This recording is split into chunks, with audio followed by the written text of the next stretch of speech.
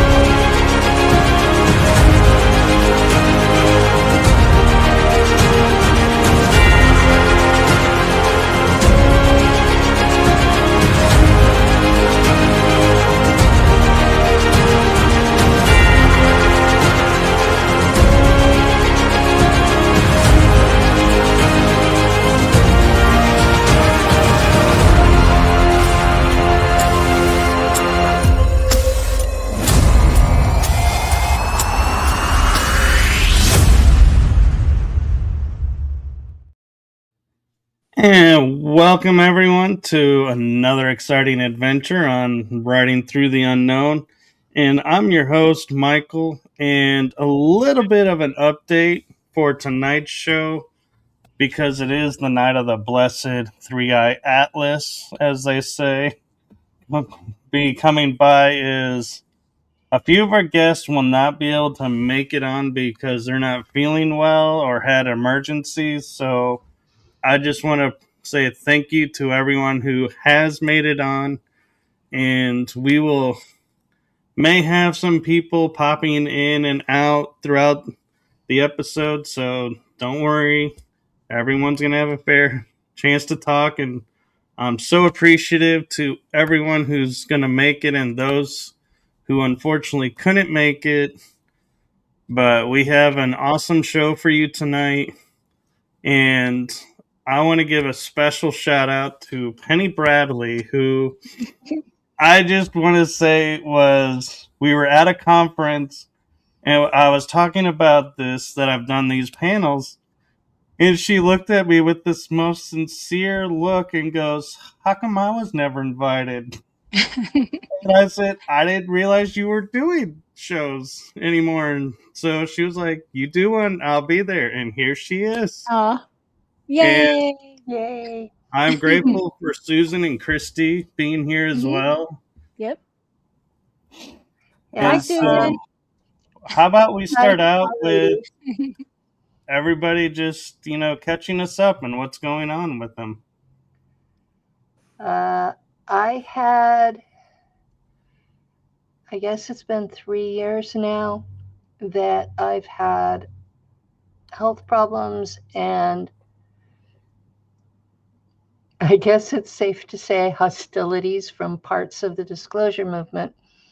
And between it, I became a lot more introverted, and I stopped doing things.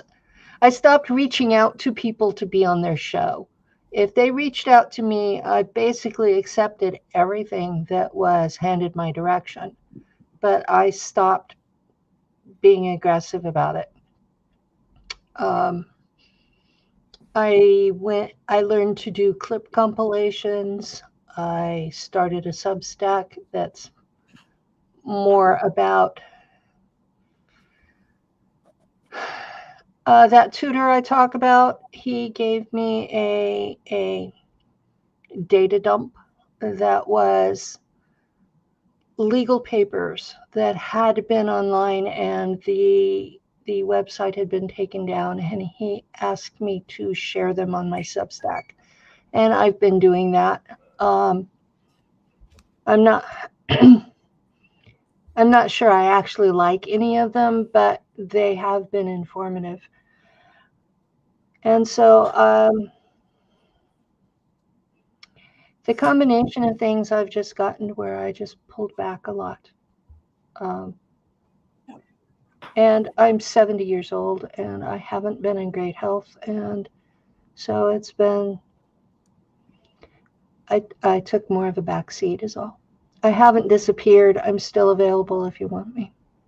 Oh, Well, we appreciate you. And I'd like to do Christy, a show with you, Penny. I haven't done a yes. show with you before.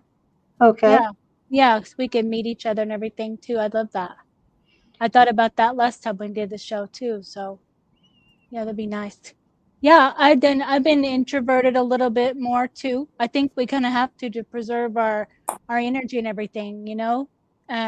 So I do my books and do my readings and everything, and then you know that's kind of what I've been doing a lot, making my books, putting my information. Oh, cool! Thank you for getting that.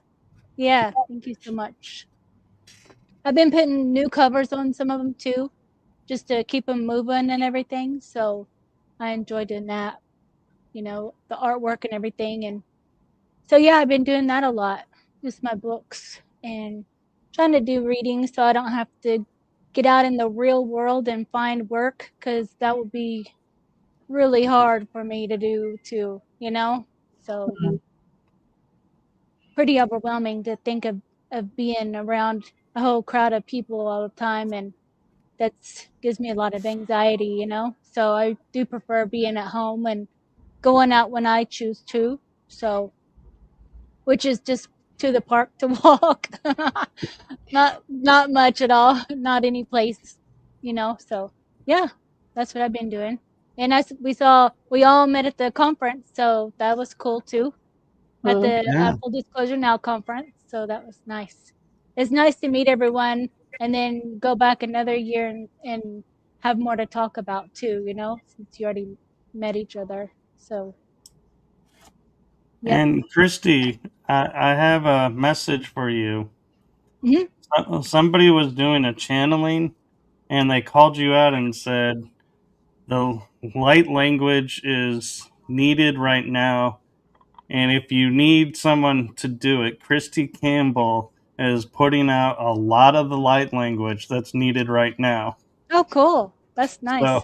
Yeah, it's I think a lot of Lyran and Pleiadian, you know, those codes coming through. Just it's like your soul language. So I know all of us can do it. So it's just I like to do artwork a lot. So I think it just flows through me. yeah, so I just thought Cool. you'd appreciate that. Yeah, that's awesome. And Susan? Oh, yeah. I was gonna say, Penny, if you want me on your show, I'll do it. I'm ready to do them again. Okay. As long as people don't tag me in videos of my nemesis, which somebody did and pissed me off this week. But yeah. But this is nice getting together. I thought more of the ladies were going to be here tonight because I consider Penny the matriarch. I'm a Mhm. gen or two after Penny, but I haven't done any regressions to get more memories, and I would like to do one, see what happens. Because mine are all from downloads, just seeing people and dreams, you know. Hmm. And my regressions were not about SSP. They were, well, they were related topics. The last two, I'm going to name drop Miss Olivia James. She talks about her father sold her into the program to keep himself out of prison. And that just sort of haunted me because I knew my father had had some legal problems. And that's what the last two regressions that I had that Drago Reed did. That was what they were about, was daddy. And it turns out that he had agreed for me to go because he was having legal problems, and he did not understand the extent of what would be done to me. And after I came back, I was different, too different, and he actually tried to abandon me to foster care when I was 12, and mama said no. So yeah, be careful what you ask in regression hypnosis, because you might find something that just pulls the rug out from under you, which is what this did for me. Yeah. You had to I did process a- everything. You had to process it and all that. Going through all the. You have to process it. You have to find a way to forgive him. Mm-hmm. I mean, my father's dead. I can't talk to him. And his spirit came through the regression, and it got so harsh that I was falling back into the abyss. And my higher self's father, because my higher self is a child, my higher self's father stepped in and grabbed me and pulled me back here. Oh wow! So it was really dramatic. During the regression, you were falling into the abyss. Yeah, during the regression, I was falling into the abyss, and my higher self's father just grabbed me. And Drago was shocked by that. Yeah. Really? He said he'd never had that happen before. No. He was like falling into the black darkness or so, or do you think he was changing altars, or what was that? What did that signify? It was my soul was giving up. Oh no. Me that's here was just giving up. Mm-hmm. And he grabbed me, pulled me back, and he says, "You have a father's love. You have mine." Oh, that's good. And a year later, we had part 2. Oh. So, yeah, it was a lot. I'm not sure the first year we actually got a recording, because I was so anxious that was it messing up? I turned off his cell phone and I turned off the video on his laptop, and it was just my energy field doing it. Yeah, I believe it.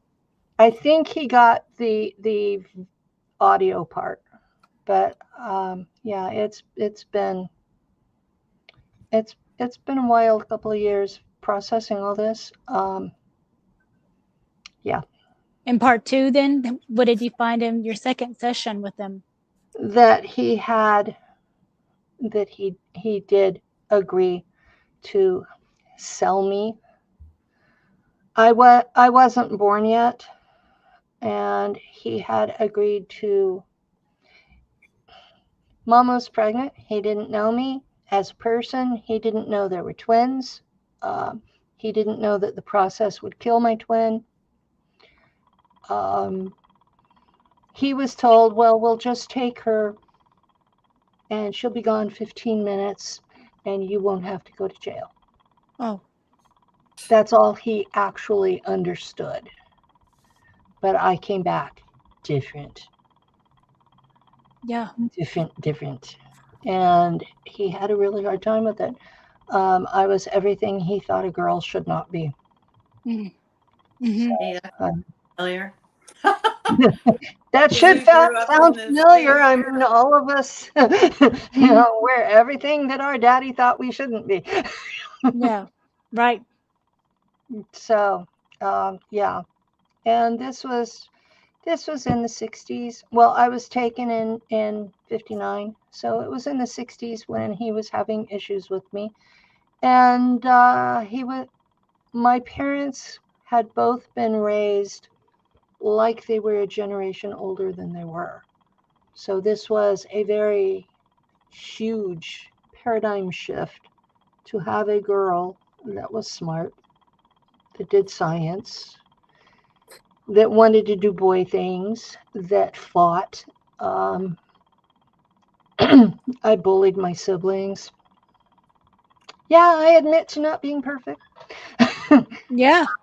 I'm autistic and I never fit in anywhere. And by the time I was 10 years old, I was talking about building an H-bomb and blowing up the world. Mm-hmm. And I terrified my classmates' parents who thought Yeah. I was smart enough to do it.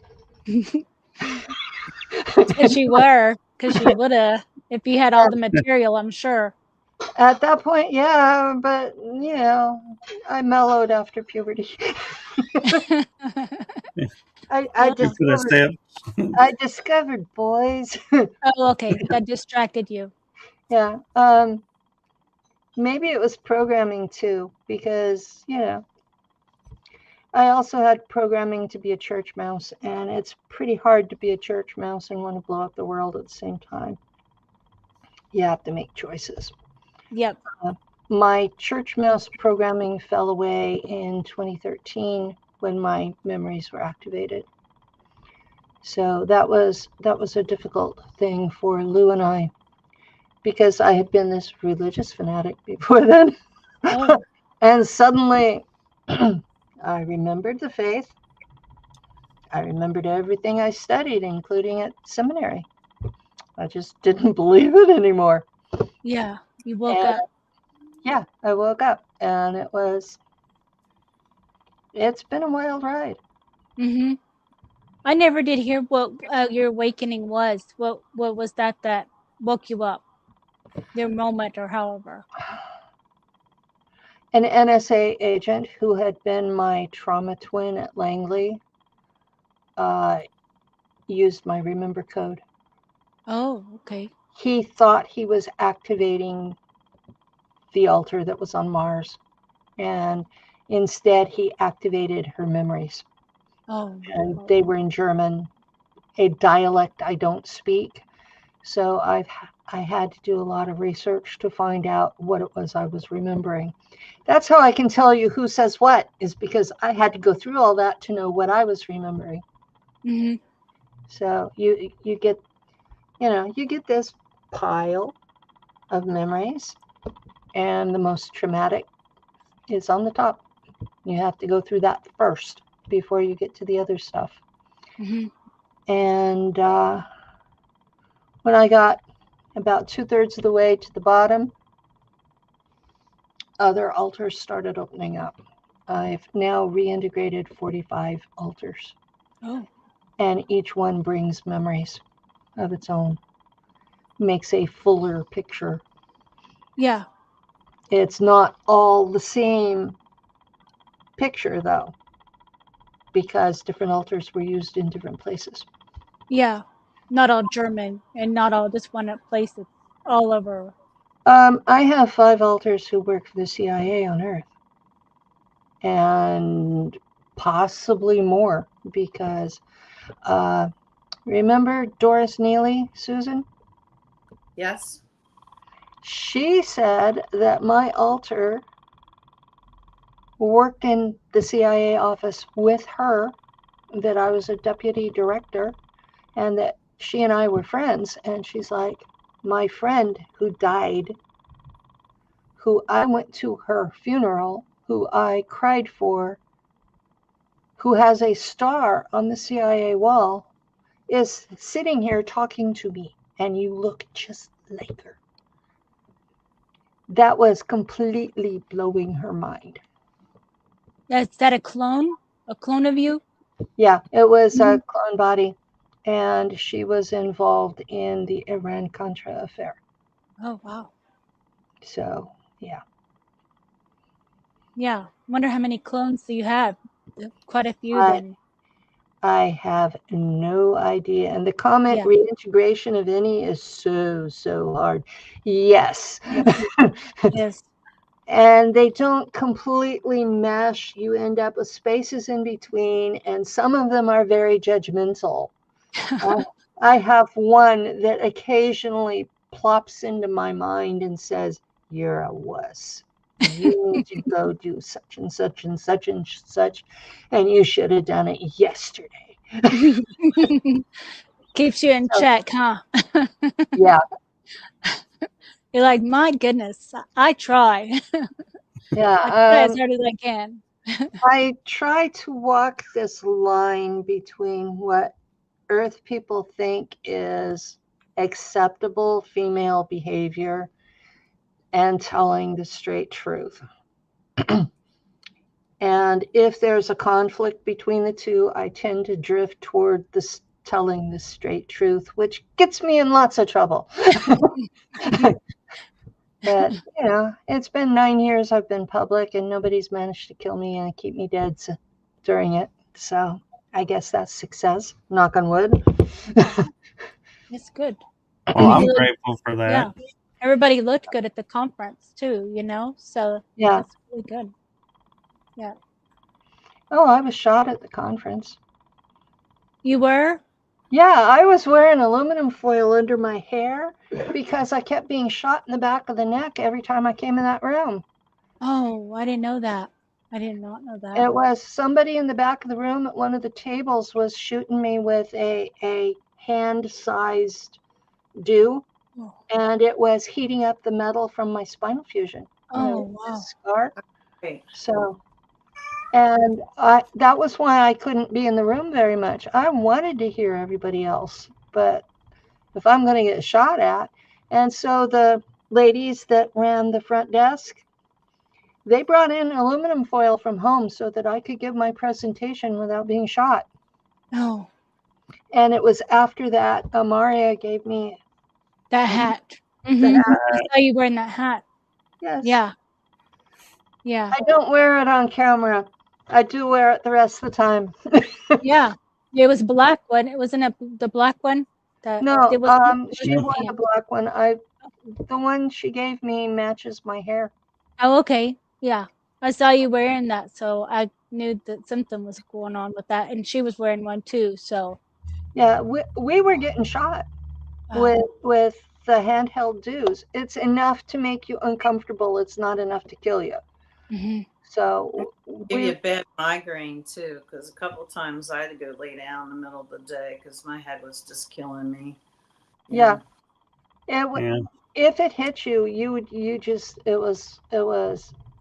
couldn't think. It was that took your whole attention. And I had a presentation that I was terrified about because I knew how it ended and people didn't expect that, and it was very dark. Oh yeah. Yeah. My family connections, I got to Tavistock. I traced the mind control creation of altars. I traced it to Tavistock, and I had to ask my family connections, okay, where did Tavistock get it? Because I can't find the records. And they told me, and once I knew where to look, then I could find the trail. But it was one of those, you had to know where you were looking to be able to find it. And yeah, Mothers of Darkness is a horrible place for it to be coming from. So, you know, but that was where the trail led. Oh. So I remember that place. I wonder if we all went through that. I have an altar with a Thelema seal on it. And since I gave that presentation, that altar has been doing what we call a blood flood. And it wants to be reintegrated. I'm smiling about the comment statue. Yeah, Michael had already said that before the show. But yeah, I have days on end that everything in my visual is covered with red blood because that altar wants to be reintegrated. Oh. And I don't know how to remove the seal, so I can't reintegrate it. And frankly, if it has that kind of power to blood flood me, I'm not sure I want to. Yeah. Yeah. So I have no idea what that altar has been involved with, but it doesn't look pretty from outside. No, not at all. Scary. Which I guess is a good place to bring up something happening in the community that I think we need to consider. Yes, please do. We have a couple of 3 or 4 folks in the community who are getting really upset about something that was done by someone's altar out in space. And they're making all the noises about getting this guy arrested or killing him because his altar did something. Now, as far as I know, every single one of us has an altar that has been criminalized just to make sure that they have some way of controlling us. And I think we really need to look at, is this something we want to do as a community? Do we want to criminalize people for what their altars have done without their consent or knowledge? Do we really want to do that? No. Because that's what these people. No. That's what these people are. Yes. If they're doing the same crap in 3D, yes, put them behind bars. Yes. I'm on that. If they're doing it in 3D, if they're doing it in 3D, yes. But if it's just their altar, I don't think so. Or at least not by the community. I mean, if the law decides they're going to prosecute based on what your altar did, well, yeah, it's your body. There's nothing you can really do about it. Yeah, but then it's another altar too. You can't even really, realistically, you can even prove that was even you. You could say, that ain't me. This is me. You know. Yeah. So. Well, not only that, has anywhere to go. That's just causing trouble. You know. That's how I see it. But I wanted the community to know this is coming down and decide together what we're going to do about it, because you're going to have individuals that suffered under it, but I don't think it's good for the community. Unless like Susan said, they're doing it in 3D in their real self, then they should have the book. Yeah, because most cases we don't even know what our altars are doing until after the fact, and so what could we have done to stop it? Most people don't even know their altars. They're hidden, you know? Yeah.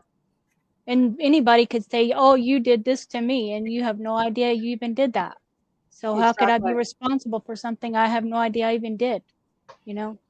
It kind of reminds me of that movie Minority Report, where they were coming after you for committing a crime that you were going to commit, but you haven't actually committed. So it's like, wait a minute, how are you? And so, yeah. And I actually recently met up with some of my altars and undergoing a session regression, and it was quite a trip, actually. What'd you find? So I talked with 5 altars. One was, and you'll appreciate this one, Christy, the werewolf altar of mine. And I asked him where he came from, and he said the programs created me, and so I'm here to take care of things for you that you are not capable of. And I was like, okay. And I asked him, I said, are the legends and lore of werewolves, are those us operating in the past? And he says, yes, we created that story. The legends of the werewolves are us from the SSP. I was like, I kind of had that feeling. But I think the werewolves, like werewolves in Irish history, and actually Cromwell killed a lot of them. They were protectors of children, and that's why Cromwell killed them when he colonized Ireland, because they were the protectors. But somehow probably from the English, have said that they're bad and they're not.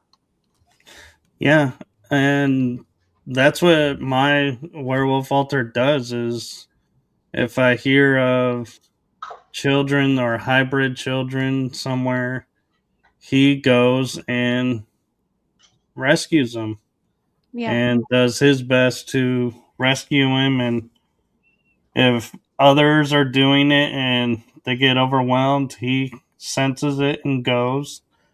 And I met another altar of mine who said that the reason I don't have my full memory is because I know too much.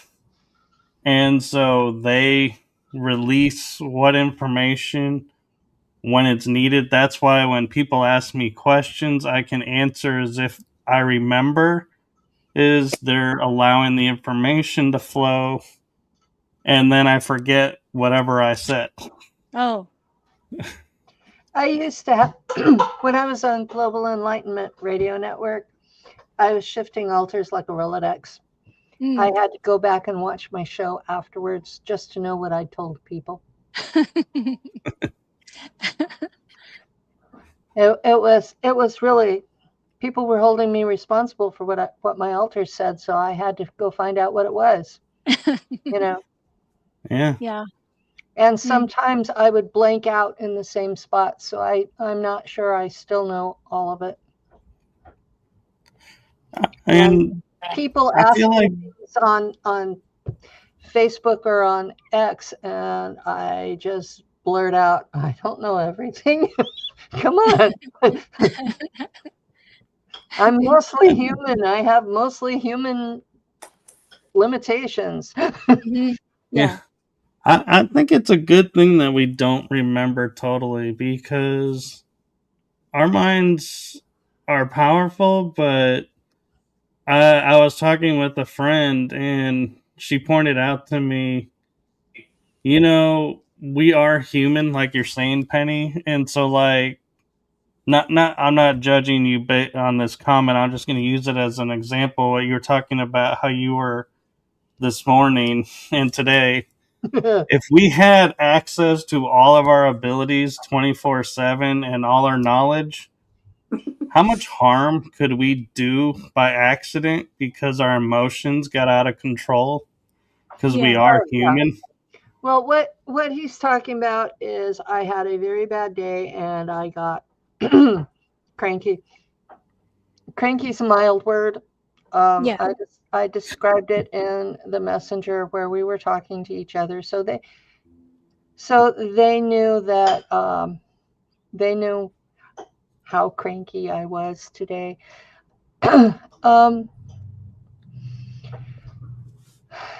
It's not easy being trained to kill people in a military program, and then coming back here and being expected to be submissive. I think submissive is the right word. Women my age were expected to be submissive, and I'm not. And I know there was a time frame when I had embraced servanthood because of the church mouse programming, but I never, even then, was particularly submissive. I described it as I was an excellent second in charge. Yeah. Yeah. So I didn't do so good as the boss, but the second in charge, I usually did pretty well. And it's funny. You remember Joseph Powell and the Armada we were on when he decided to defect to ICC. They put me in charge of the ship. And that altar's actually doing a decent job per Matt Tracy, which I'm pleased to hear that. He said it feels much nicer now that it's not being run as a pirate ship anymore. Yeah. Oh, come on. We need a pirate day. Pendar was a difficult commanding officer on a good day. Mm-hmm. On a bad day, or if he was mad at you, he was hell on earth. Yeah. And anyone who served under Pendar would understand. He's the only commanding officer I ever got mad enough at to blow up his head. And he remembered it. And Joseph remembered it. And we have an interview somewhere floating around on the internet where he describes me blowing up his head. Mm-hmm. Uh-huh. Pendar came out, and my alter that worked with him came out, and they did an interview together. And I had to watch it afterwards to know what they said. Oh, okay. Yeah, I remember watching them too. I remember how you got mad, what was going on. I'm sure he was doing something, or what was he doing or saying that? I have a file with Nachtwaffen that is every alter that has ever worked with them. So every commanding officer is given a copy of that file. So he knew my capabilities. He knew what my practices had been in Nachtwaffen and some of the other SSP branches. The females are expected to provide sexual service to the males. This is the normal and to be expected behavior. So you do your job just like a man all day long, and then all night long you're being raped. Mm. And my personal practice was to ingratiate myself to a higher officer and become his mistress, and then he was the only one that could rape me. It limited my availability. And in exchange for his protection, I would use my psi abilities to enhance his leadership. That was what Pendar wanted. And I told him no, because he was a jackass. Pardon my cussing on your show. Oh, no, you're fine. But that was why he was constantly harassing me, that was what he wanted, and I kept saying no. He would not take no for an answer. And in retribution, he assigned me to service the 4 worst sadists on the ship. These were men who put women in the hospital, or regeneration. They were that bad. And I was assigned to them. And that was when I blew up his head. Yeah. Because he was assigning me to be killed. Mm-hmm. And no, I'm not a masochist. So I blew up his head. And then I picked up the pieces and put him in regen, because I wasn't trying to murder him. I was trying to stop his nonsense. Yeah.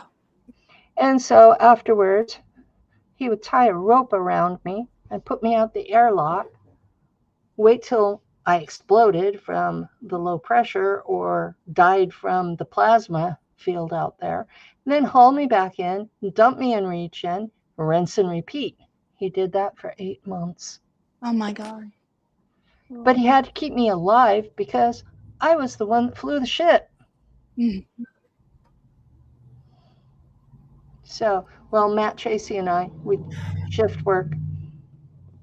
Yeah. So, yeah, that was what was going on. It was pure, unadulterated sexual harassment. Mm-hmm. With a vindictive mean streak.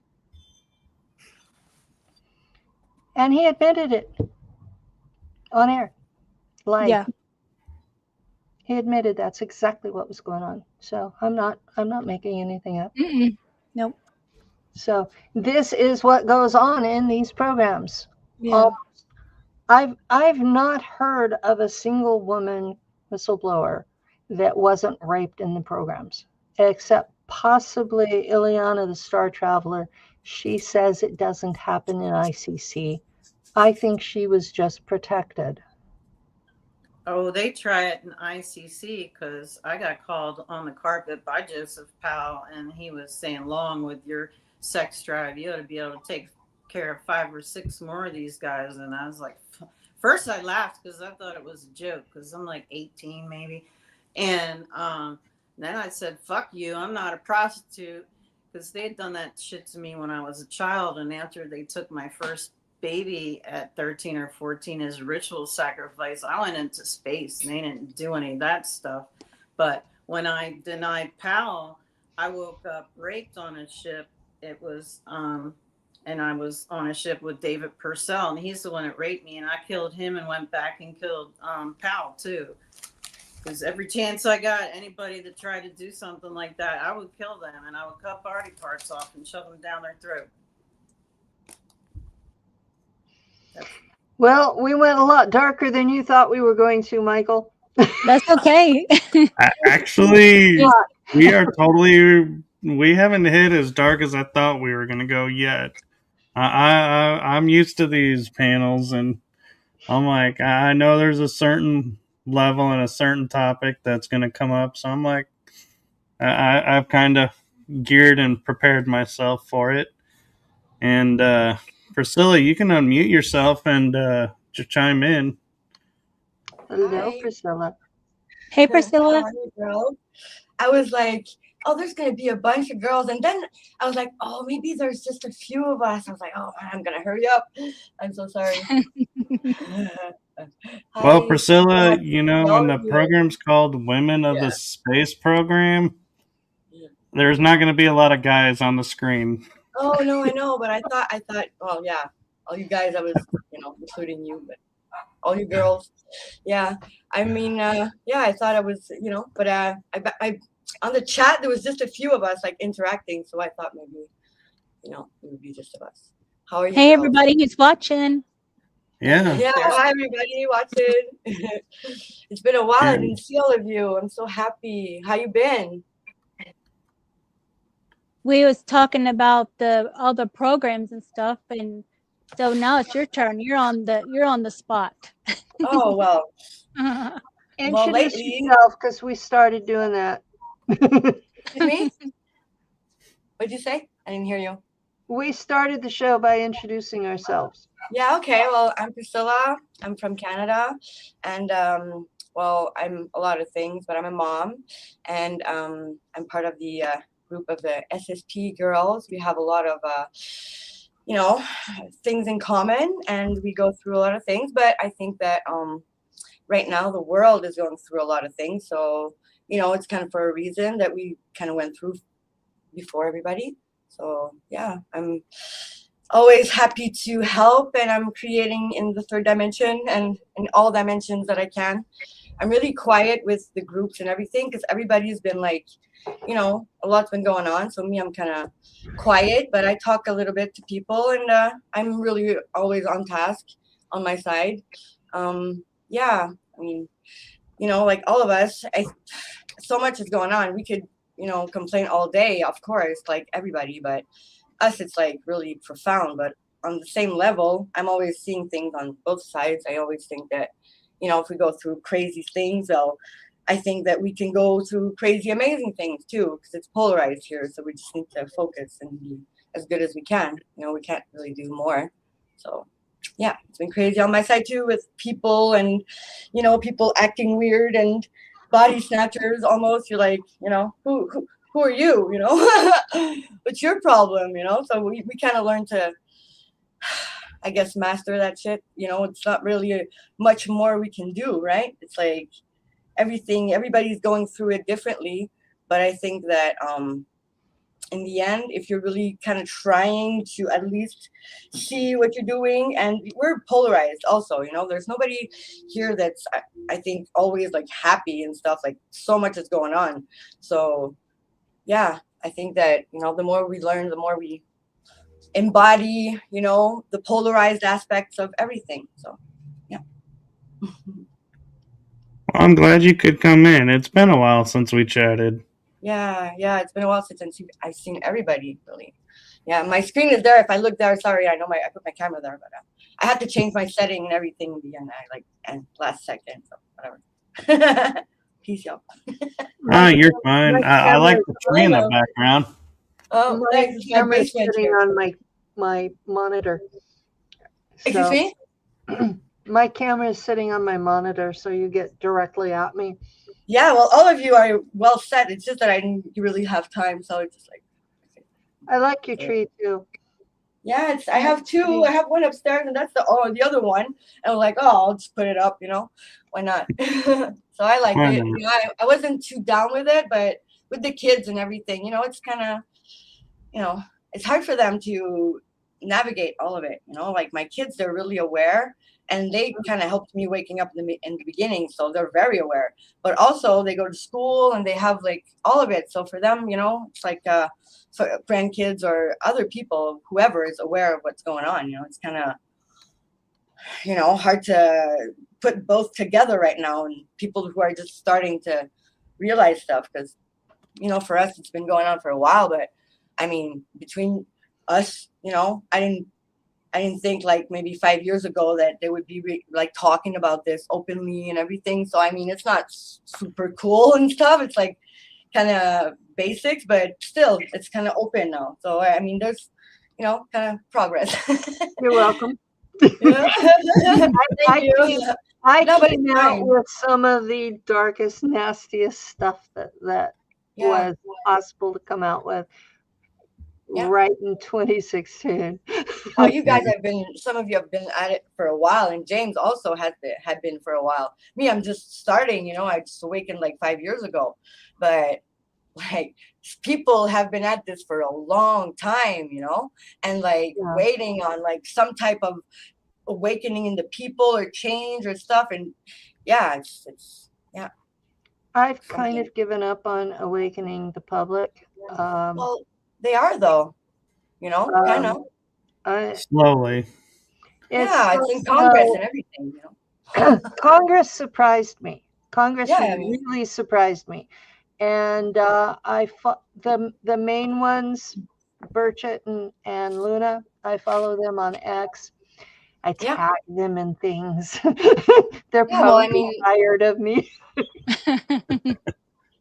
If you're interacting with them, it's already good because you already have like an exchange of energy with these people. So consciously, subconsciously, your realities are kind of mixing, you know what I mean?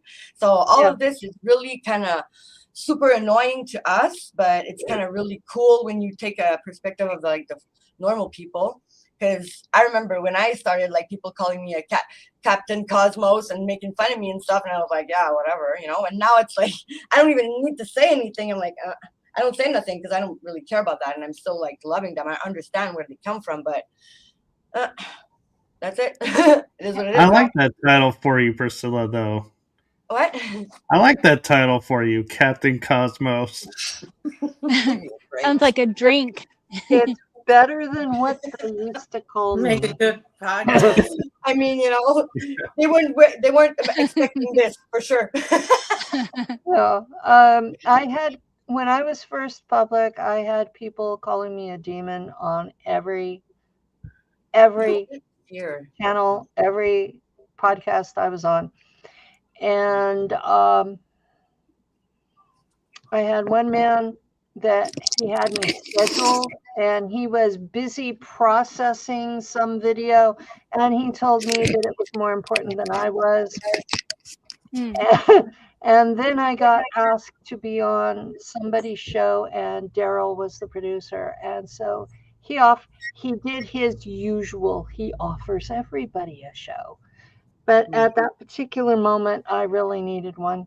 And also, it keeps you safe on a certain point, like you're kind of like out there. So I went public because I was being shot at. Exactly. They got me 3 times in 6 weeks in the summer of 2016, and they shot Lou twice. Where are you in the U.S.? Like south Like, don't need to say exactly, but you're like in a state where there's a lot of guns, right? Like, is it allowed? I'm in the hillbilly part of California. Yes, everybody. I'd be in prison if I'd be there, man. We are the hillbillies of California, and we still have people driving around with loaded rifles in the back window. Oh, man. I'm in Oklahoma, so I know that. Yeah, you know. You got guns here in Canada. My brother came to visit once, and my older brother, and he had been to my mom's when she was in Tennessee, and he comes and he stays in the area for about 6 weeks, and when he's leaving, he says, "You know, it's just like Tennessee here." Yeah. And I said, "Yeah, I can see that." Because I was thinking in my mind, like, if you guys got shot and everything, and like you're in this place where everybody has guns, you can't just go, "Oh, I got." So you're gonna be like, "Oh no, we weren't shot with projectilize. We were shot with energy. We were shot with energy weapons." Oh, I thought you guys really like they literally came to your house and everything. Because some of us really, like, not me personally, but some do. You know, like, even that does happen to some. The first time we got shot, we had gone to visit Lou's daughter in Nevada, and she took us to Virginia City. And we were in this place. It was a clamper watering hole, and those who know. Yeah. And it's called Buckets of Blood. Wow. And we were sitting there in this place, and my back was to the bar. I had ordered 2 bottles of water. You know, bottles of water. They were $5 a piece. Just water. Yep. It was hot. And while Lou went to the bathroom, we got the water. While he's coming back to the table, we got hit with something that got me in the back and him in the chest. When you're far from home, sometimes, you know, I thought we were going to die. Oh, yeah. We left, grabbed the water, went outside, sat outside, and his daughter comes up to us, "Well, why aren't you in there? We expected to see you." And we were like, "Well, we thought we'd be better off out here." Yeah. But it gets so mixed up in your mind when stuff like this happens, right? So you get to suspect like everything. You're like, you don't really know, and you don't really, like, you presume stuff, and you can, you know, talk with your husband or your boyfriend and stuff, but that's so tricky, right? And it was really harsh. Both of us got hit, and in fact, he thought he was the target, and it was when we got hit 2 more times that I realized I was the target. And after the 3rd one, I asked him, I said, "You know, Bill Cooper said if you know they're going to kill you, to hide in the spotlight." Because then it's harder. It verifies your testimony when they kill you. And I said, "Are you up for this?" And he said, "Yes." And so I hunted down people who would put me on air. The first one was Jay Campbell of Decoders of Truth. And he had me on with another couple of people, and they weren't on the same page, and the questions were just all over the place, and I looked like an idiot. Well, SSP is a different, you know. And then James Rink had me on, and I think I did 6 altogether with James over the time I've been public. And about 2 years ago, he got mad about Brian asking me to be the keynote speaker, and he went as far as telling people I died and was replaced by a clone. That's what I mean, you know, like, because there's so much possibilities, you know, that we can see. So it's like, you know, I'm sorry he died. I would have been happier if he had just done a public apology. because he had people reach out to me, and that's all I asked for was Yeah, but a lot of people are messed up, you know, and this. Yeah, I just asked for an apology, and you know, as public as his disrespect was, that's all I asked for. And I know it doesn't cost anything for apologies. I know, but now he's dead, so he can't apologize. You know. But you know, I'm really sorry he's gone. I am. He did a lot of good for the community. I just wish that he had felt the need to reconcile with me by apologizing first. Yeah, but if I can say something that might ease your mind a little bit, a lot of people, okay, are not themselves after a while, doing a lot of things all the time. So they don't necessarily, it doesn't mean that James wouldn't have apologized to you. Okay. Yeah. But that was just so harsh, and it was because he wasn't for him himself. To suddenly be dead on top of all of that was like, I think he's fine now. Yeah, he's fine now. Yeah. I found out today that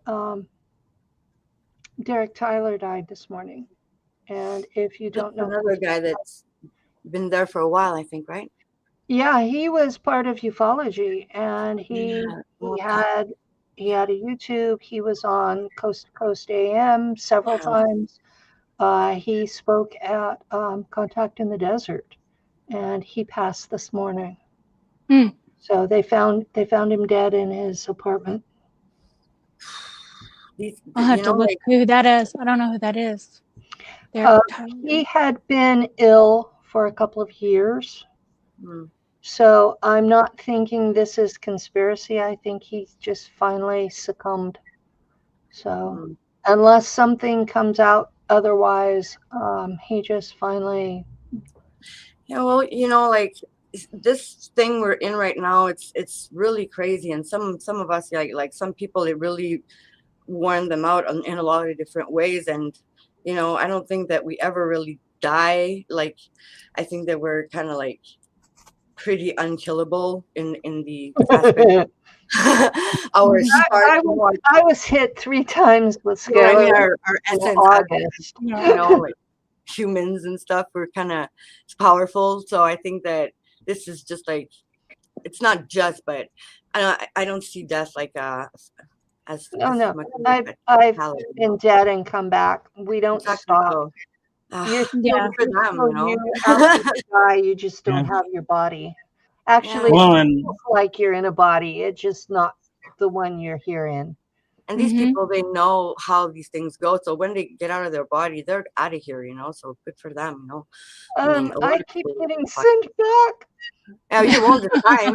You know, this guy comes to you, grab this guy, you just smack him out of your way. Get that. I would have been happy to be gone, but you know, they keep telling me.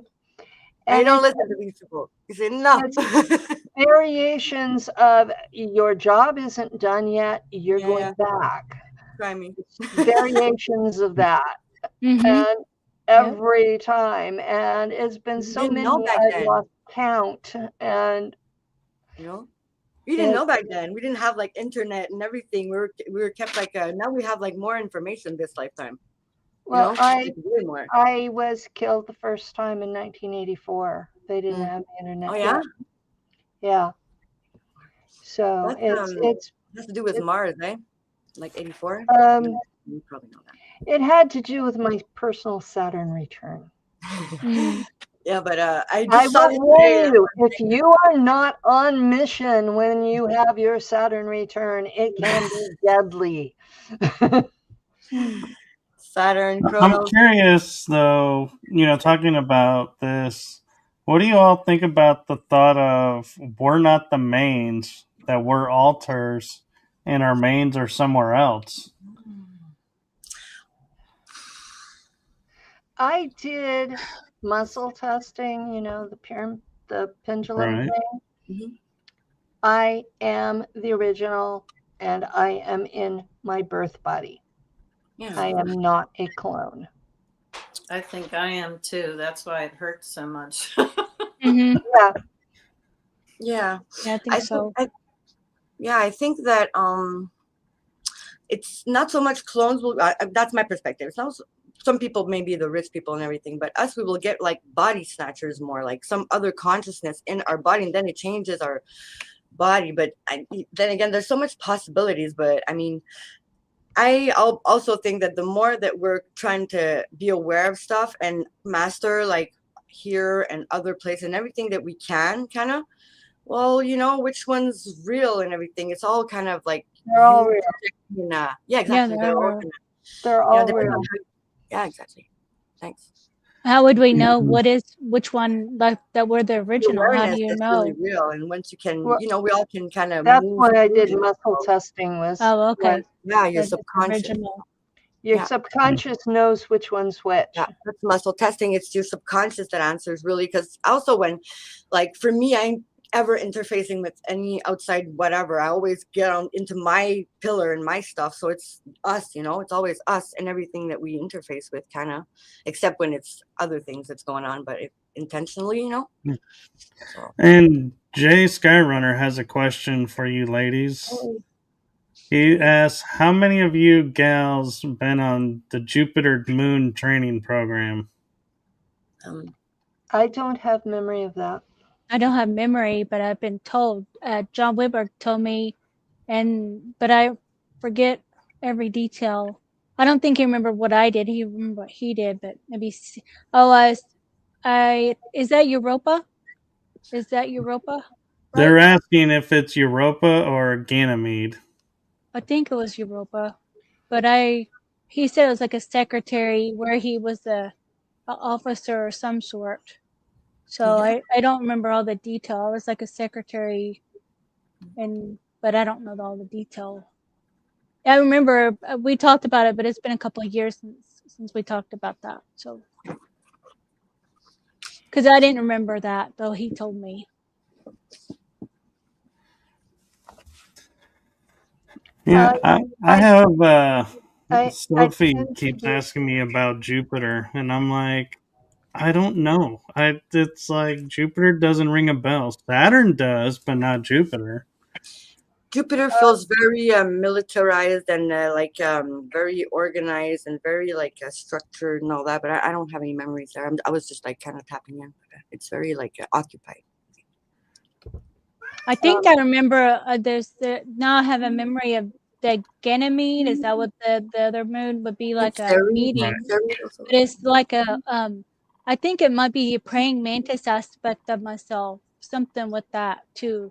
I know I have a praying mantis aspect, so I think it's meetings or something like diplomatic. But those are like holographic, kind of, right? Is it a real body? How I see. I don't know either. With that, I just remember the praying mantis feeling, you know, like gold, eh? Like green, like green and gold. Green gold, maybe. I don't know. Yeah, bringing up the praying mantis, it reminds me of operating on Mars, and we were discussing beforehand about dragons as well, and I'm wondering how many of us actually operated on Mars and have dragons, if that's another commonality. I do. I was on Mars. I don't know Mars. You have a dragon-like aspect or a pet dragon? Both. I am a Siakar. Yeah, me too. I'm a dragon. That was why I got so angry when they were conflating all the reptilians into one and saying they were all evil, is because I'm a Siakar. Yeah, you're white, right? Actually, mine is so dark a red it looks black. Yeah, I see a white one. And I have an assortment of dragon guards. Matthew Mornian described them as black dragons with red flames coming off their backs. So if you try to read me or do energy work without my consent, you will get a visit from some of these people. Yeah, but we're all the same group, so you know.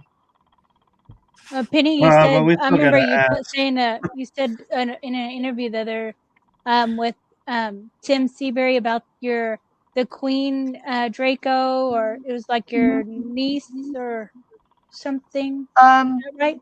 Or something. I have a past life as a draconian princess, and that one is white.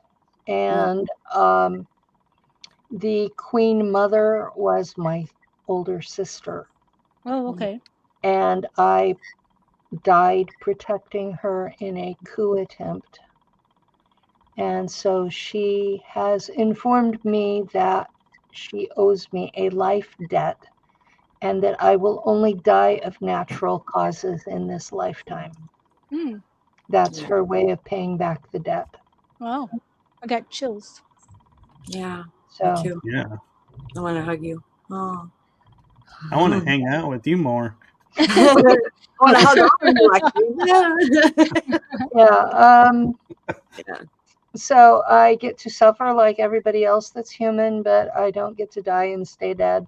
So that's there. And I will tell you by experience, it hurts just as much coming back as it does dying. And they don't bother to fix what killed me. Mm. Well, that's So- not fair. Mm. Yeah. So yeah, it gets to be a real interesting proposition. Mm. Future's fluctuating all the time, though. It's you that really decides. Susan, you've been too quiet. Oh, Yeah, she we're is. talking about dragons. I saw my dragon in January of 2020, but I was eating more vegetarian then. But I've been looking for her lately, and I remember the person, the malignant narcissist said, "I see your dragon." I said, "What?" And I picked up my phone to look because there wasn't a mirror nearby, and I saw this fairy tale dragon, and I was so shocked I dropped the phone. Yeah, I know you should. They were getting ready to lock it down and stuff, and I'm thinking, I can't be having this. What the hell am I going to do to be able to go to the grocery store? You know, I'm not a farmer. What the hell am I going to eat?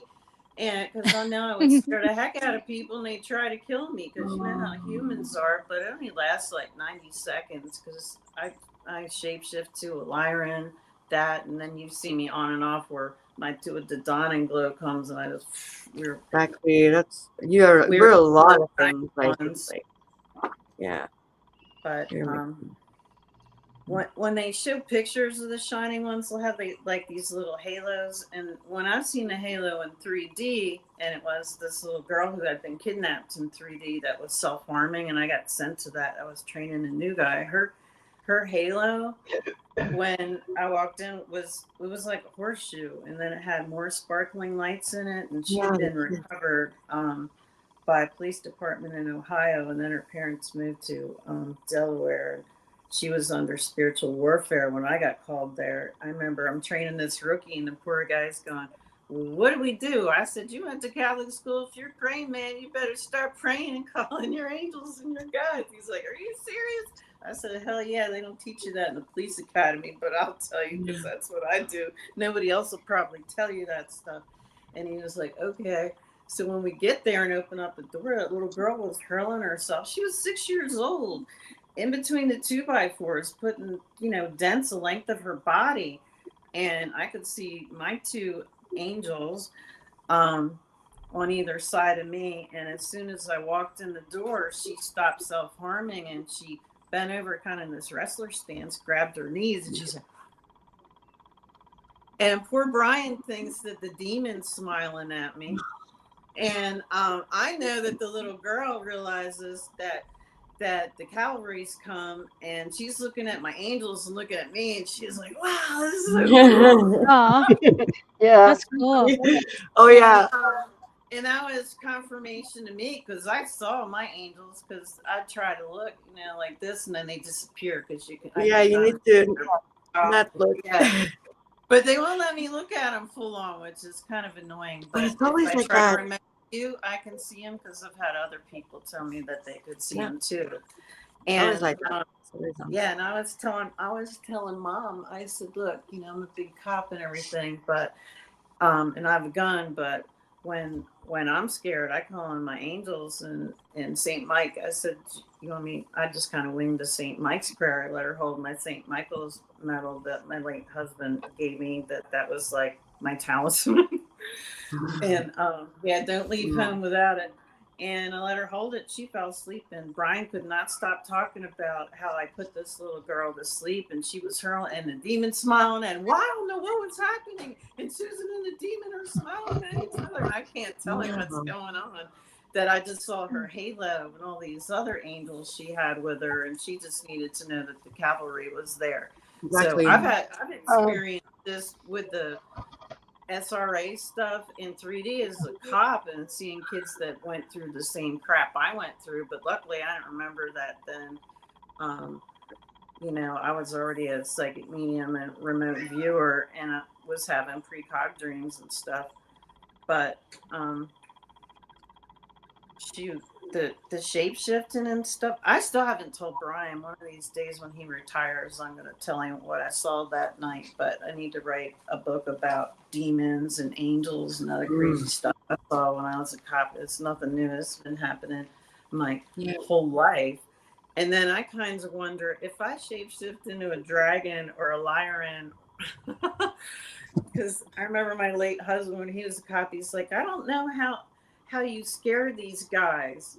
And I thought, that's what I was gonna say. When you're in front of like the adversary, if it's supernatural, your supernatural abilities are right there too.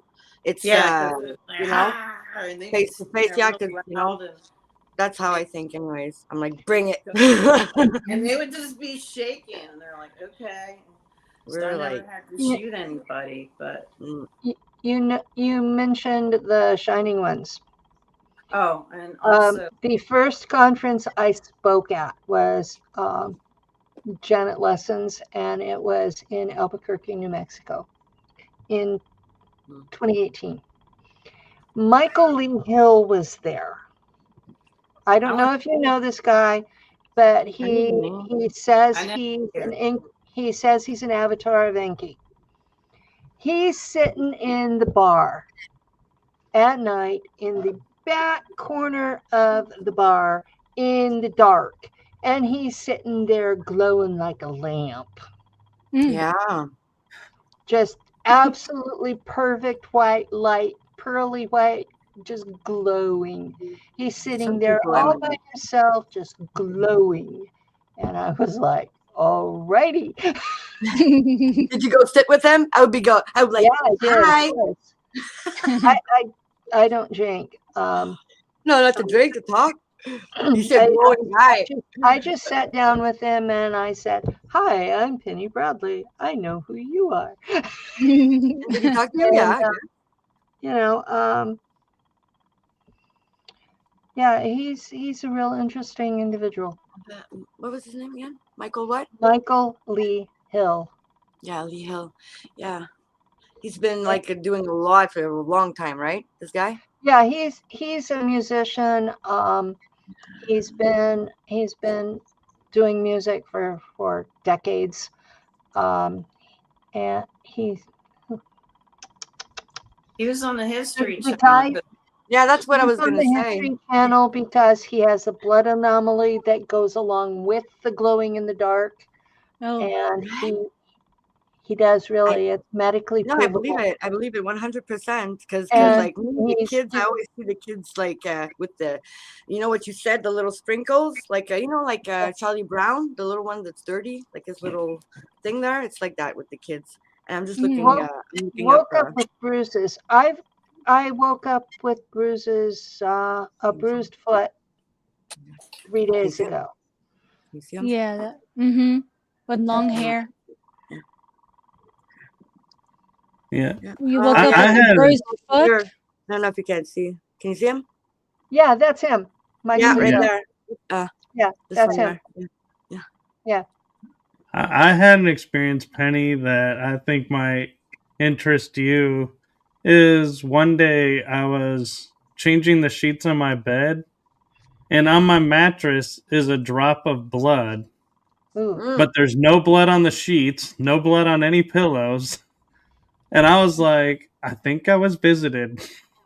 It Yeah. I sounds think they put me back. Yeah, they let me know by putting that one drop on the mattress next to a pillow because, and I was like, I flipped the sheet back over and I was like, no, there's nothing on the sheet. There's nothing here. I was like, how does blood get on a mattress but nothing else?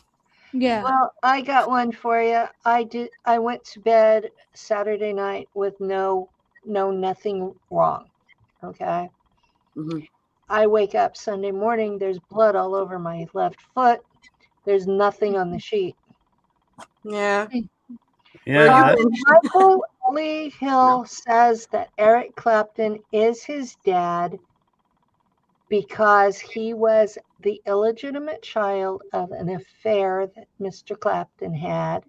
Clapton was there at his birth I believe it. and signed the documentation to let him be adopted. Mm. So he Yep. knows that Eric Clapton is his birth father. His birth mother was Iroquois, and he was adopted by a white family, and his adoptive mother recently died. You, Christy, you have some native blood, right? Yeah, Cherokee and Creek. Mm-hmm. Yeah, I have Cherokee also, but like not so much. I have Cherokee, Creek, and Micmac women in my tree, but when I had my DNA done, I didn't inherit any of it from them. Oh.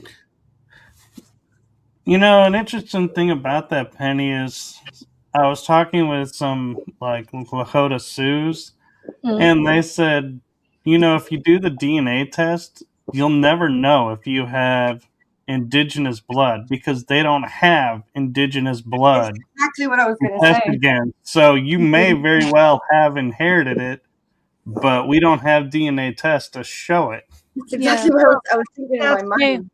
What they I make you figured. do that the ancestry, you know, they make you track it back and show And are how they telling you have a dad and then his roll number. So they would have had to have roll numbers is what they have This to was prove it by. before the roll numbers.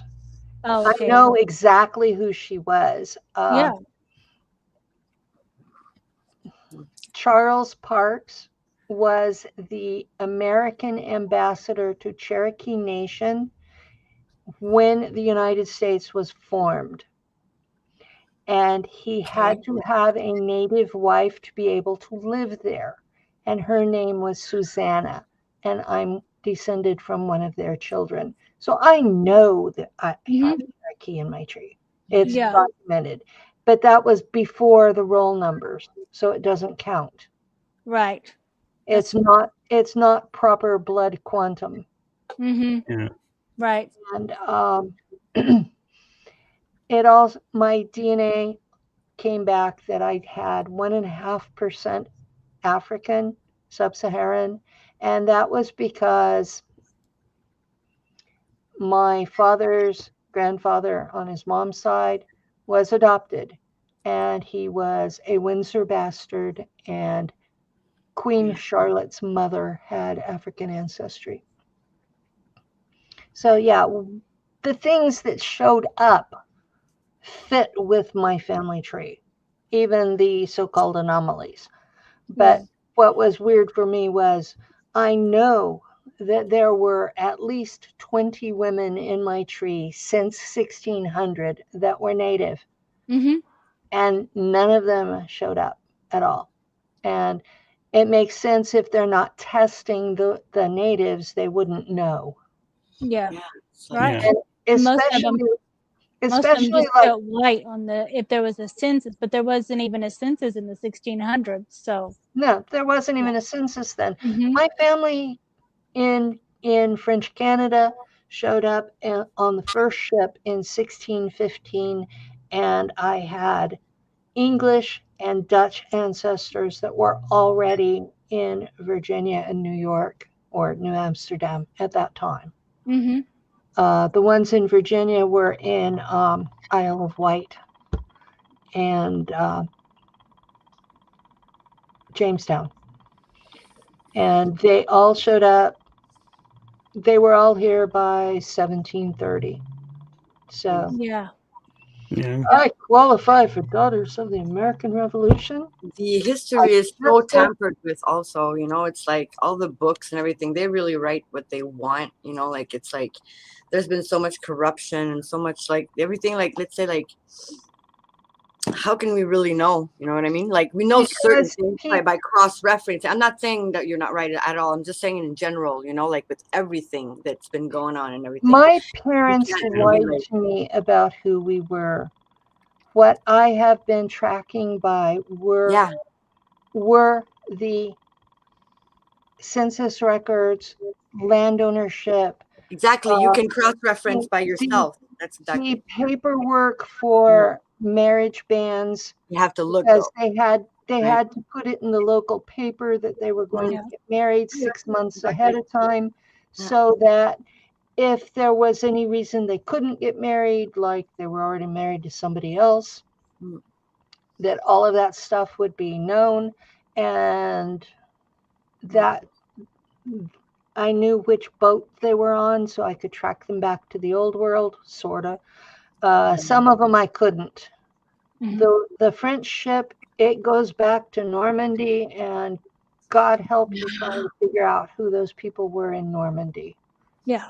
Well, a lot were like gypsies and travelers also, you know, a lot were traveling and nomads and like well, you get somebody that he's the ship's doctor, you get somebody else that he's the ship's armorer, you get somebody else that he's the ship's blacksmith. These were all trades. Yeah. They were trained for those. This was not, they weren't ignorant people. Oh no, of course not. That's not at all. That's not what I'm saying. They should have been able to be tracked, and they weren't, because France had records since the 1400s. Yeah. England has had records since 1100 with that have been tampered with by all the kings and all that, and you know, they had tax records that are just as accurate as our records today. Yeah. The Netherlands, I found, has extremely interesting genealogy records of everybody. I was like, it amazes me because I have ancestors that are like France and Italy, and it's like I'm getting the information from the Netherlands genealogy, and I'm like, the Netherlands. Why does Netherlands have the French records? What? Wow. They're organized. I don't know. There's a site that's set up in French, genealogy.com, and it's owned by Israel, but it's set up all in French, and they have some amazing records. I was able to track back 2,000 years using their site. Wow. Wow. Well, yeah, I was trying to join this family group, and they said, you have to have a genealogy that goes back 40 generations. Wow. Well, I can understand it, you know, like with everything. I came up with 117 generations. How far does that go? 117 generations. That's like it's about 2,500 years. 2,000 years, yeah, 2,500. I was gonna say that like in Ireland. Yeah. Yeah, the Druids. I bet. Oh wow. Yeah. And what I was going to say is that when you started, there wasn't a lot, you know, like a lot of people. So you really had to like prove your point probably way more than, there was a lot less of cross-referencing. So you had to have the data. You had to have like stuff to like talk and know what you're talking about. Not that we don't know what we're talking about, but like facts, you know, like, you know what I mean? Like that. There are records and they are generally not in English. What European records are generally in Latin. Yeah, yeah, the old one. Yeah. The guy that I refer to as my tutor, he has told me that for the next step of my studies, I have to be able to read Latin well enough to read. Didn't we Cicero. talk about this before? Like the book I showed you my book, right? We talked about Latin, and I'm like, I find my book when I was in the. Yeah, well, like, I'm having a terrible time learning Latin. So I'm feeling really ignorant. And the website that I used to try to learn Latin, they're telling me things like gorilla is magnasimia, which is what it is in today's zoology. But not an ancient. Rome didn't know English there is were from, gorillas. German. Yeah. You know, Yeah, English is more German based because French they're is more. making things up on this site, and it really bothered me. Yeah. So I'm having trouble forcing myself to use it because I know Mandela effect of the land. Well, and what's kind of funny, Penny, and everyone, was when I traced my dad's genealogy. On his side, I traced it so far back that I was like, I'm gonna make a book, so we could flip through pictures and names. I broke Ancestry.com's program for the books because I was going so far in BC that they said nobody has ever traced into BC, and the program's not designed for BC. No, it's not. So I gave up. It really gives you hell if you try to do BC. Yeah. And yeah. And this bloodline, you can track BC. The family that became the Finleys in Scotland came from Ireland, and you can track them back to Scota, and Scota was Egyptian. Yeah, I was going to say that. She was Akhenaten's daughter. Yeah. And then you can go back through the Egyptian king lists, and they list everybody going back thousands of years. And they got the first ones 200,000 years. Yeah, so there are records. They're just not in English. Oh, yeah. The Sumerian, but I mean. Yeah, there are records in Sumerian. There are records. That's what I'm talking about. Like right now we can cross-reference with like alternative people, and then we're like we can look ourselves and the era of information more. Before we can really. But there are source documents, and they are becoming more and more and more available online in English translation, because that was how I tracked the Finley family. Okay. Yeah.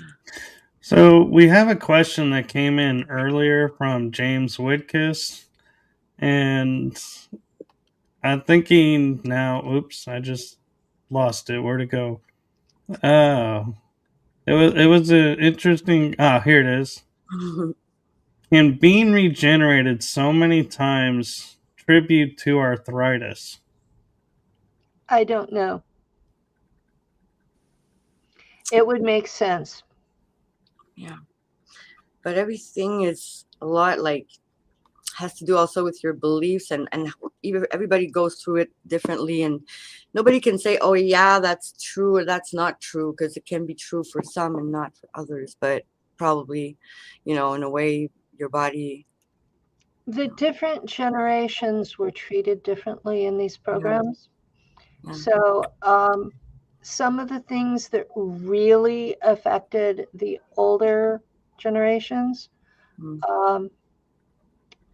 I was Gen 2.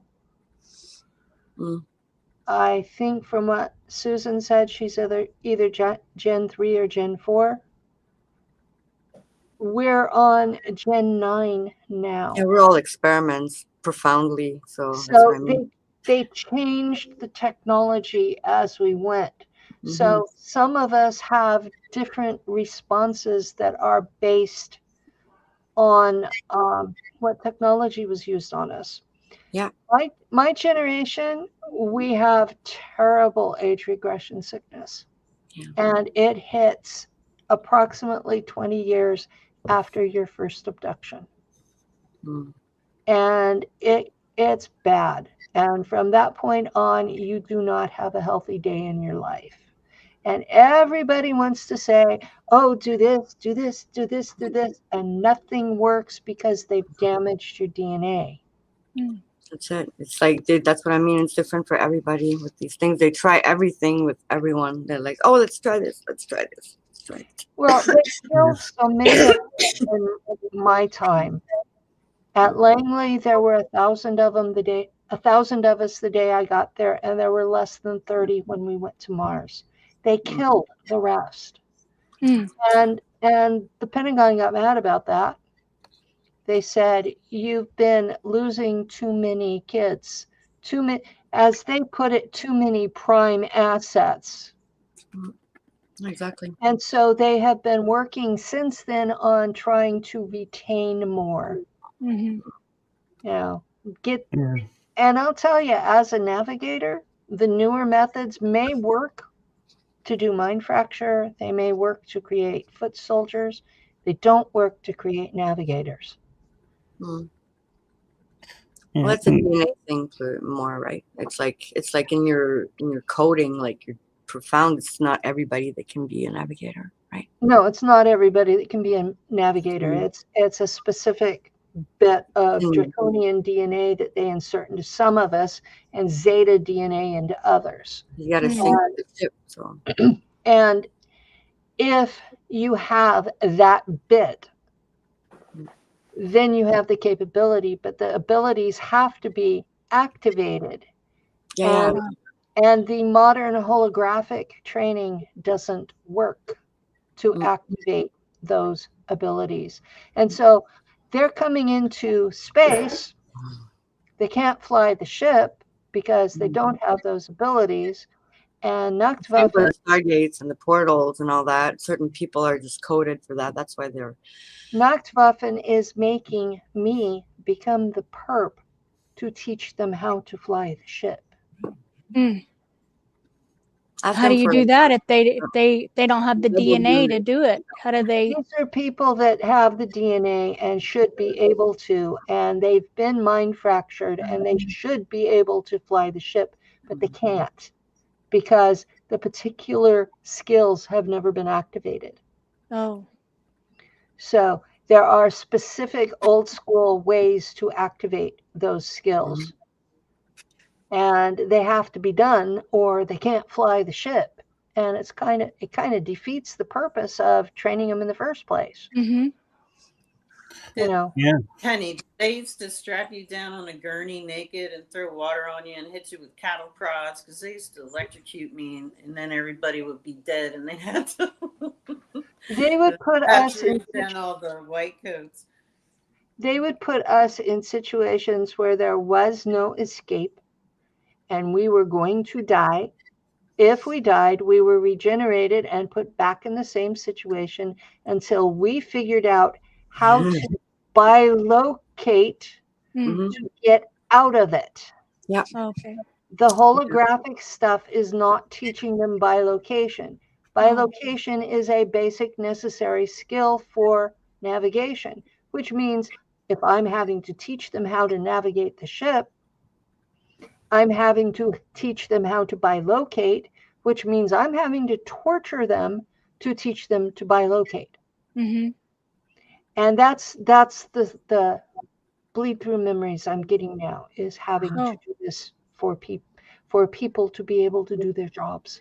Yeah, I understand. I have a lot of memories that I'm drowned and again and again and again and again and again and again, like on and on, like. So it's crazy, and I'm having crazy chills like that. And even my daughter, she's 17, and one time I was like, I don't know, it's like, do you ever feel like maybe you could breathe underwater or something? And she looked at me and she's like, yeah, but somebody would need to hold me down. I was like, oh yeah. And then you just don't want to go there anymore. But if my daughter says something like that, because it's like, yeah. Right. Well, she's done that too. Her memory. A lot of us, the girls, Whitkiss asks something. He was asking, can they use a chip nowadays to mind fracture? Before. Oh, before that? Yeah, before that one. The one before that popped up. Let me see. About the I don't think 70s, the chips the manufacturer. 75. There was one about the headphones, you know. Was the about hearing testing Yeah. they used to do No. in grade school?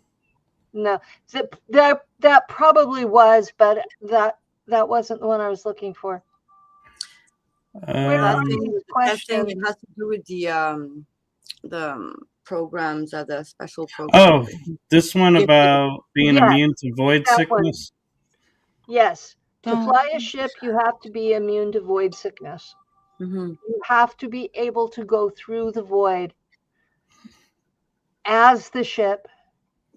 Exactly, because you kind of merge with it, so it's like you merge with the ship both psychically and electronically because they have you chipped into the ship. So you become the ship, and you are flying the ship through the space between frequency nodes. Most people have this weird idea of dimensions, and it's not exactly dimensions. It's reality is frequency nodes. Different it's just like radio channels. Exactly. I was going to say that. And you're flying the ship between the channels. Yeah. And it's void sickness is a real problem. And Time Lord DNA, that's Navigator DNA. And it's one of the things that you have to be able to do is fly the ship through that in between the channels without getting sick. You go have to in, move the atmosphere when bubble. you come out, you have to make sure that nobody's in the wall, nobody's in the floor, nobody's in any like boxes. You don't have two people standing close enough together that they become one. You have to telepathically check at each and every life form on the ship and make sure that they are intact and I have a question. Like, how do you experience this? Like, really fast, right? Boom. Like, because it's like your field, right? So it's like complete. Like, that's how I'm seeing it. Like, you know, like you're controlling the ship and everybody, because it's like your whole quantum field kind of in cohesion. So it's like really fast, all right? You don't go one by one. It's really all really fast. It is really fast, but you have to check each one. Oh, yeah? You have to check each one. Remember Tony Rodriguez's testimony that whenever that they would feel dizzy and they would have this bump and they had to hold still for a few minutes? That was to give the navigator time to do that. Mm. And I have an interesting question for you, Penny. Yeah. We're talking about the navigators having like this certain DNA. Would a small piece of that DNA be in like the captain's, because if something happens to the navigator, they take over and can fly the ship as well? There are very few human navigators. Most navigators are either Draco or Zeta. It's not a requirement for the captain. The captain does not fly the ship unless something really bad happens to the navigator. And there's always 2 or 3 navigators because it's shift work. And so you have to have your time on, you have to have your time off. And even if you're doing 10-hour shifts, you still have to have that third person. It's like Star Trek.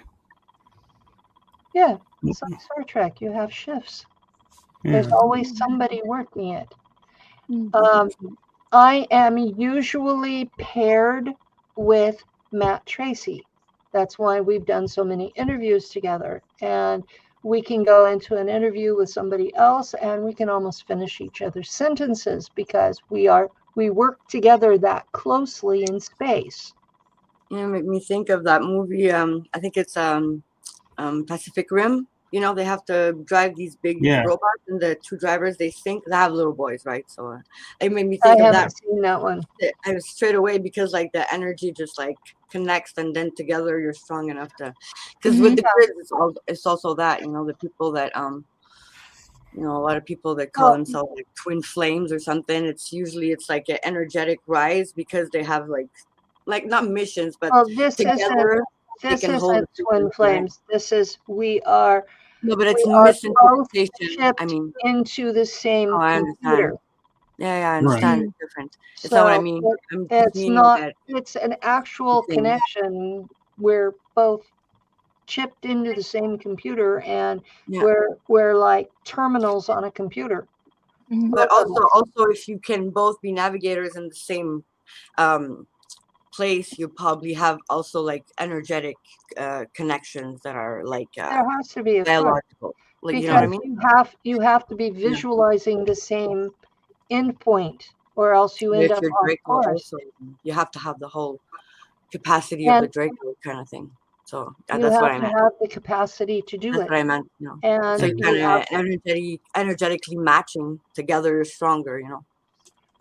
But that's why I end up doing a lot of things with Matt Tracy. Mm-hmm. I just realized we're at an hour 40 minutes. Yeah. I'm tired.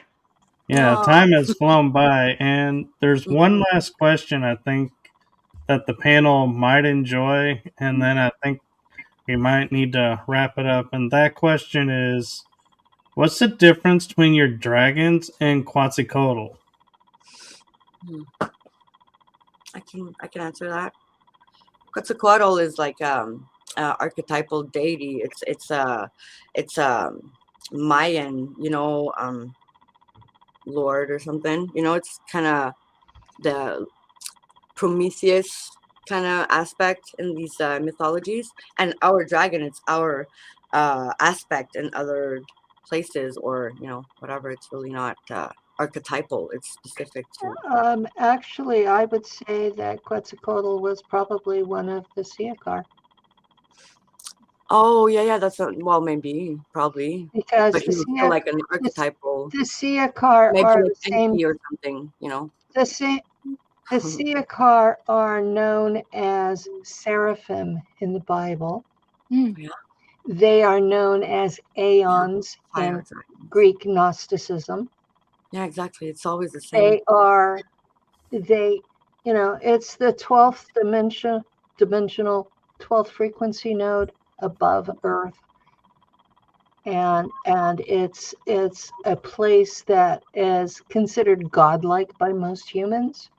It's the principalities that emanate through all the same. It's all the same ones. You know, and we know it's 12D because the Pista Sophia says so. And we see it, I think, kind of. Right.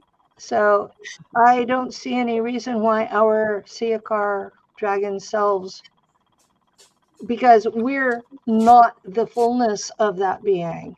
We are just a fractal, a tiny drop in the bucket of that being. So it's not like we're claiming godhood. We're claiming connection.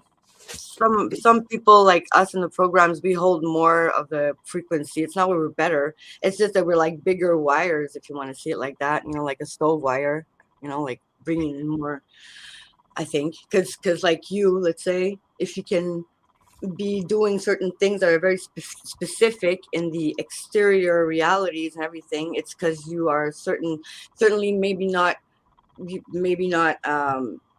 all the way, but you have certain aspects embodied that are really like more potent, if I may. Well, I think that Quetzalcoatl very much fits the description of the Siakar. And so I think like ultra wide broadband up and down. I was informed that my particular Siakar higher self is the equivalent of a 6-year-old child. And that she lives with her father, and that I am one of 1,000 avatars of hers at the moment. Yeah, exactly. It's like, So it's not endless. like I'm particularly special. well, They could completely destroy me, and it would be just a I drop. think we matter right now for all the other humans. You can see it as you want. It's not being thinking we're bigger or better than anybody else. Yeah, It's well, just that certain people are like doing things before the others, and you especially. I would own it, really big time, because it is what it is. It's not for everybody, these things, and it's not everybody that can do it and talk in front of everybody, and we all have like specifics, and every human is super important, but some have specific things that not everybody can do. So these I people, have they're not equal. abilities that not everybody can do, and Yeah, yes, they. it's like, But at the same time, we're living in crazy times I'm right not intrinsically better than anyone else. now. No, of course not. It's not being better And, at all. It's not being better. Everybody's good or bad. Everybody's both. It's just like right now, like the earth is changing like crazy. We're in unprecedented times. And like this specific thing that you've been doing for most of us, oh, it's kind of really right on topic. So I'm just putting it out there. Not good or bad. It's just like, it is what it is. I've been trying to expose that children are kidnapped by their own governments and used in black ops that the public has no knowledge of, and it damages those children incredibly. Yeah. And now that everybody knows about it. in So the that's process of doing these black ops, these children are eventually turned into perps themselves. And they do it on purpose so that they think we won't report them if it means that we're exposing ourselves. And I'm to the point I want them stopped, even if it means I have to pay for whatever they made me do. I want it stopped. It is time for it to stop. Yeah, it will. Everybody is getting to know everything right now, so it's like, what you gonna do with it when you're holding the hot potato? Yeah. Well, it's the age of I've been contacting Congress critters on X, and exactly. So I don't think you deserve any punishment because you've done your job in like doing your part in the what's going on. I really think so. Most of us have. So yeah, I think all of us here have been doing our jobs, and with all our hearts also, right? The kitty too. Yeah. We're all very brave. I thought I saw a kitty behind Susan. Yeah, that's the kitty. Oh, she does. Yeah. That's my tuxedo cat. It was on my front porch when I came back last year from the conference and Dad's funeral. And I told the universe if it wanted to send me a black cat, I would take care of it. And he's like my shadow. He follows me everywhere, as you noticed. Cats know. Cats follow us everywhere. It's crazy, right? They know. We have two gray tuxedo cats, and they don't let either one of us get far out of their sight. Exactly. They're really always guarding these ones. It's crazy. Oh, thank you. Nice work on the Electra book. Yeah, thank you so much. Yeah, Ms. Christy, you've been doing so much good work. I'm so proud of you. Getting my information out that way too. So yeah, but you've been working hard. I would like to hug you. I'm sorry. I would like to hug everybody right now. I'm happy to see y'all. Mini dragons, yeah. Yeah, well, we'll have to do this again, and I'll work on bringing this panel back and dust it off a little bit and bring it out of mothball, as they say in podcast terms.